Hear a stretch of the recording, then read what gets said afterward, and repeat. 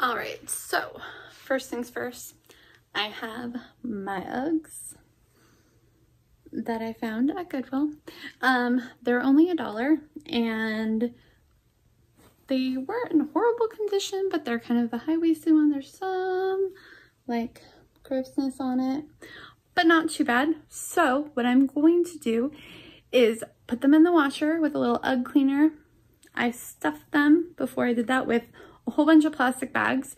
I'm gonna wash them on cold water and I'm gonna cross my fingers that they don't get destroyed. But if they do, it was an experiment that was only worth $1, so it's okay. All right, so as you can see, I set my washer for delicate. I'm gonna do low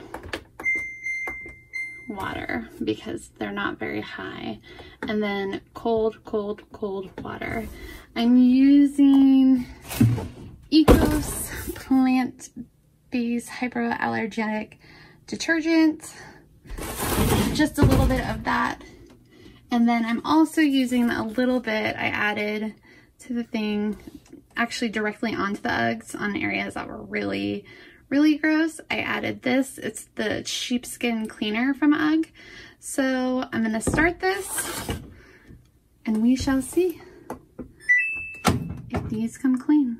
We will see. Dear, the moment of truth. I ruined the Uggs. It's one.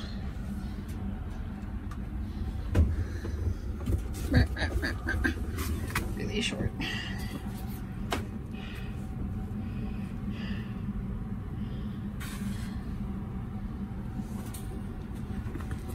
That still looks like it's soapy. Alright. That's two. Alright, so I've got the Uggs that I'm testing this theory of washing them in the washer.